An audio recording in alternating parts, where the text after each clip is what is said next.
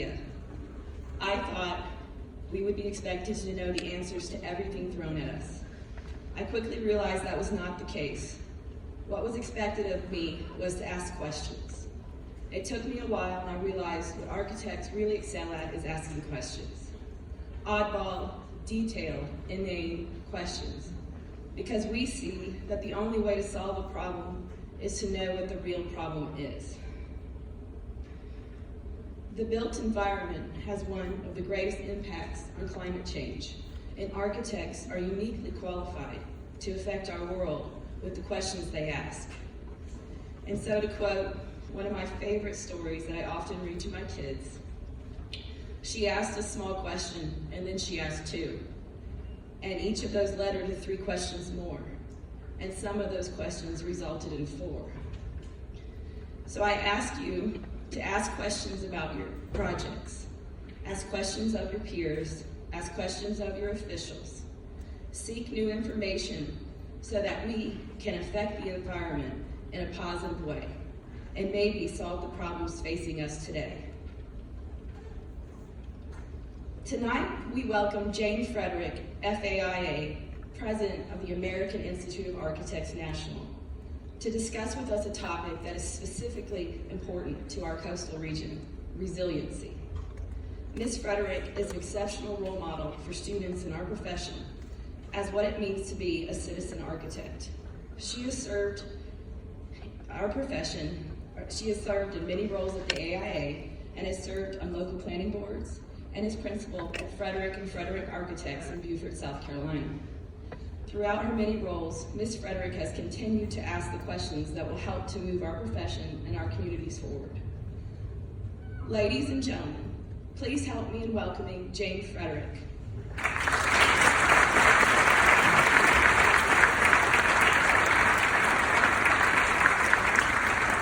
Thank you, Carmen. It's a real pleasure to be here tonight. It's like coming home being so close to Beaufort. So tonight I'm going to talk about resiliency and then cover how vernacular architecture is inherently resilient and the lessons that can be applied today. And then I'm going to show you 2 really super cool projects and then end with what the AIA is doing. So why are we discussing resilient design? Because it's real. The rising cost of natural disasters, according to NOAA, since 1980, the U.S. has sustained at least 241 weather and climate disasters where the overall damage exceeded $1 billion for each event. The cumulative cost exceeded $1.6 trillion. Hurricanes are a combined $920 billion in total damages, with an average of $21 billion per hurricane. The other natural disasters in order of cost are drought, wildfires, flooding, freezes, winter storms, and severe storms.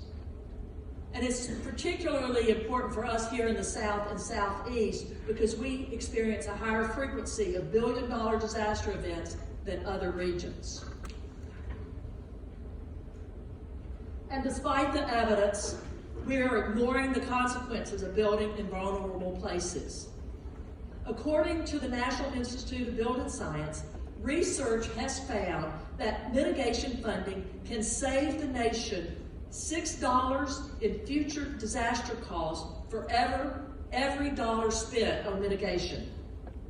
They also demonstrated that investing in hazard mitigation measures to exceed select building code requirements can save the nation $4 for every dollar spent. They estimated that by implementing these 2 sets of mitigation strategies, it would prevent 600 deaths, 1 million non-fatal injuries, and 4,000 cases of post-traumatic stress disorder.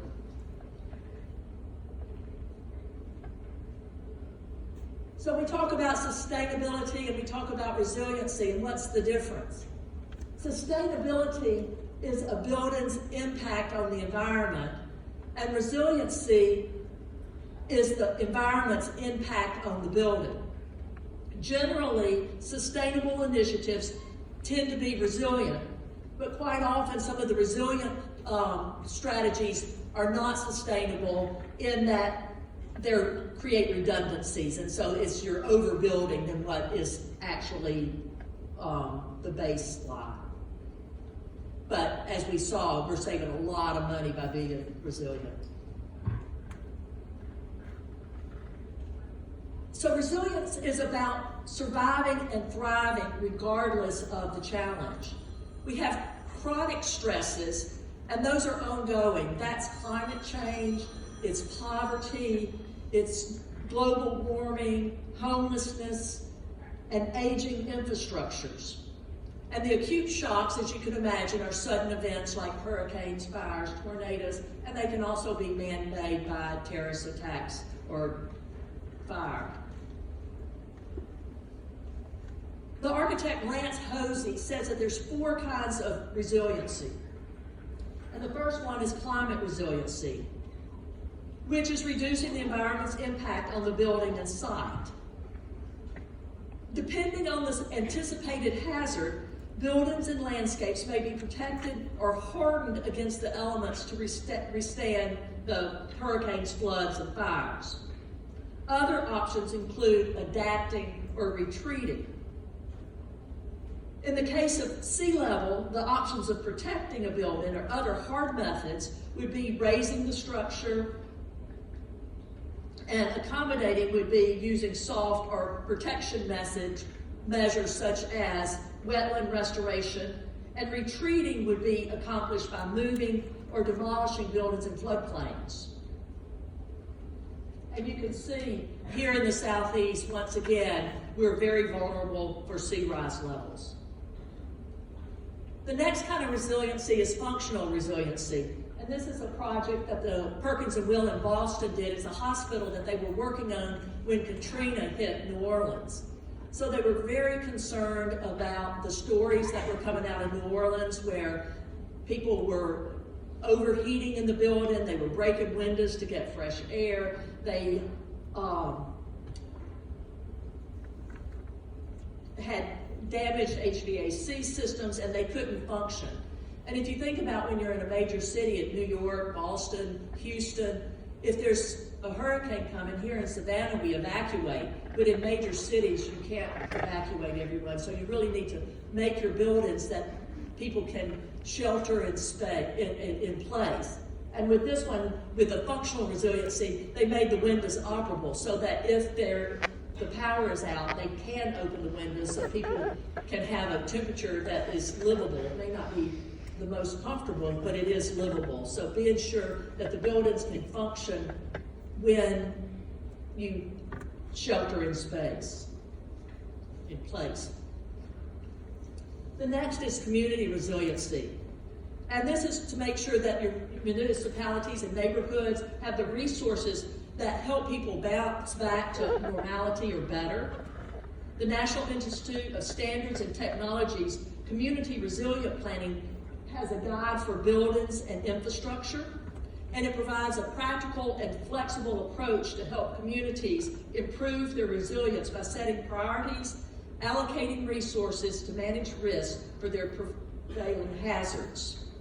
It's a 6-step process that helps communities think through and plan for their social and economic needs, for their particular hazard risk, and recovery of the built environment afterwards. One of the programs that the AIA does is the Safety Assessment Program. So architects are trained to go in and assess buildings to tell the local municipalities whether they're habitable or not, or whether they need more research before somebody can come back into them. So we're looking at structural stability and mold and mildew to be able to get people back into their houses as quickly as possible. And the final resiliency is aesthetic resiliency. This is pictures from Belmont, Massachusetts, and Jonathan Hale, in his book, The Old Way of Seeing, talks about walking around in a 1970s neighborhood. That's the house on the left. he was taking photographs, and twice police came up and asked him what he was doing, why he was there. Then he went into the historic part of the town and was taking pictures at the Jonathan Stone house, which is this one on the right. The gardener said, take all the pictures you want.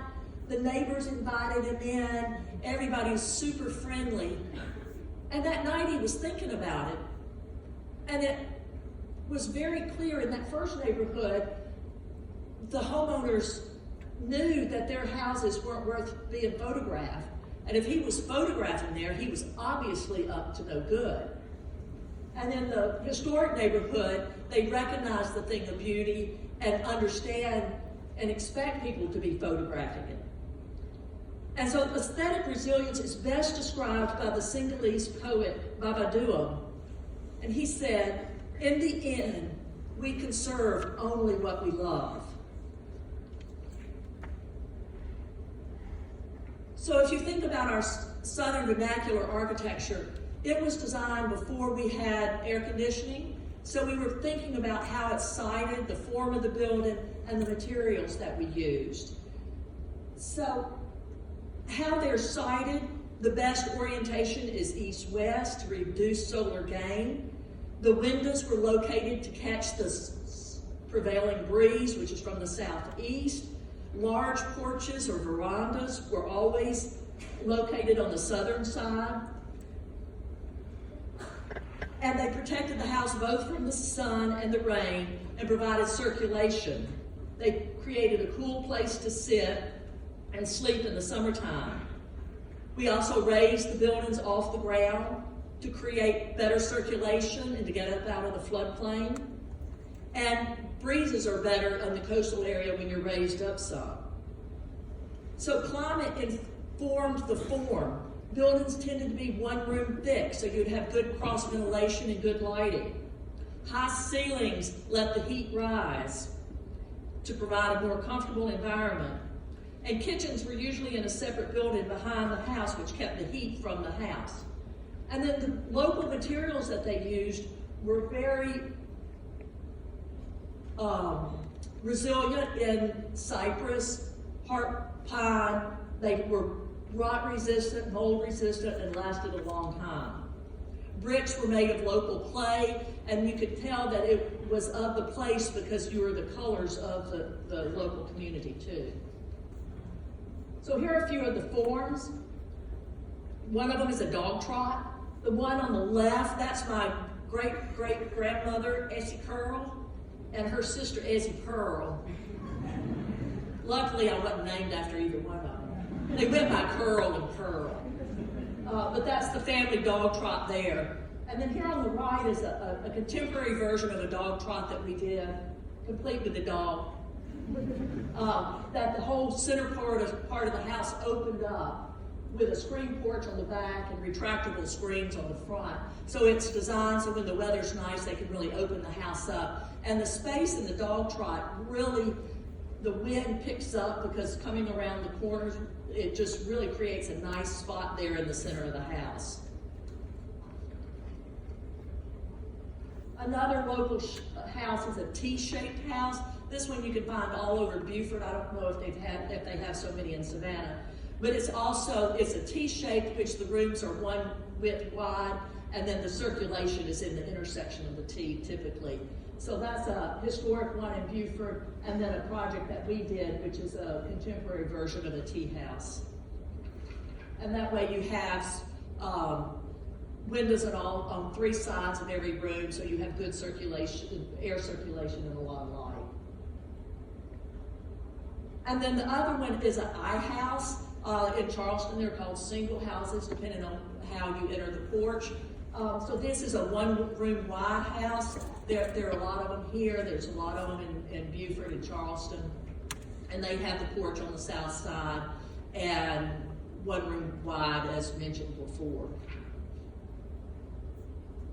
So these are a couple of projects that are based on those vernacular traditions. These both meet the Living Building Challenge, which I don't know if y'all are familiar with that, but you should look it up. It's for houses, our buildings, not to just be net zero. They have to be regenerative. So they have to make sure that they're giving back to the land site. So this is a project by the Smith Group out of the DC office, and it's the Brock Environmental Center located in Virginia Beach, Virginia, where the Chesapeake Bay meets the Atlantic Ocean. And it's drawing tens of thousands of visitors. It's one of the world's best example of sustainable and resilient design. This environmental center and office for the Chesapeake Bay Foundation is a leading regional environmental organization. It's operating at net zero water, waste, and energy use.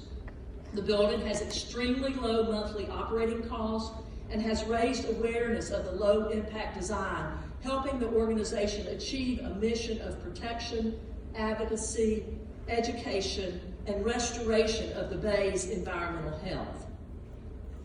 The project has earned both LEED Platinum and Living Building certification, which requires net zero energy and water use and waste generation, meaning that the building conserves or produces as much of those three elements as it uses. It also requires avoidance of the use of fossil fuel and the 300 red list toxic chemicals, which hopefully you're familiar with. Those are the chemicals that are the nasty stuff that we should not be putting in our buildings. The building's net zero, of all three of those have to be demonstrated a full year before they get the Living Building Challenge certification. And there's only 22 projects internationally that have received the full Living Building certification. So this is a really high standard. The other project I'm going to show you too is also a foundation because these foundations have the mission of conservation and resiliency in their mission statement. So it's on a site on the edge of the Chesapeake Bay that was the last large undeveloped parcel in Virginia Beach. And it had been slated to be developed with 1,000 high-rise condominiums, and they bought it and preserved this property and put this fantastic building on there. So you can see as they were siting the building, they located the center out of the 200 feet back from the estimated shoreline. They wanted to celebrate the setting, creating a design of its place while simultaneously showcasing technologies that contribute to net zero energy, water, and waste. So here you can see they've raised it up out of the floodplain. One of the challenges with the water and the waste is they are using composting toilets. So they had to figure out how they could have the cistern receiver of the composting toilet that's in the floodplain. You can see their little diagram of the guy there.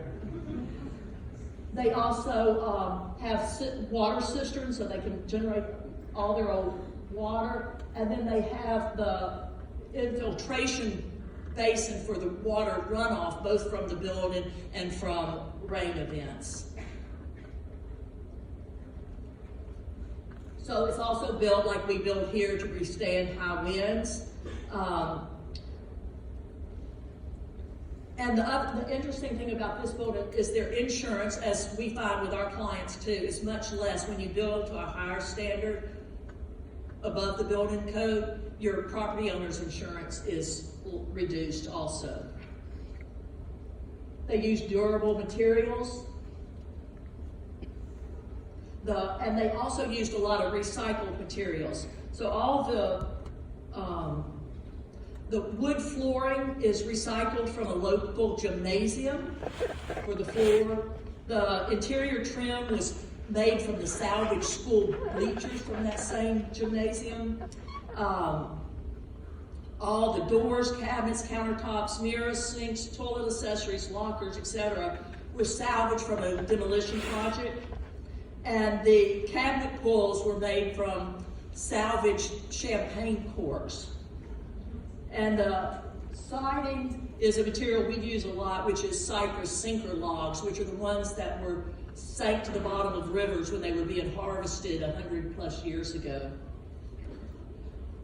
And this shows they had an early test when Hurricane Joaquin came through. They actually were in the building when this flooding occurred, and they continued to work throughout the day as the water rose, and they have enough natural light in there that they could just continue to work. So this shows how they can stay put, stay lit without power. They have clear story windows. They calculated how the light would come in.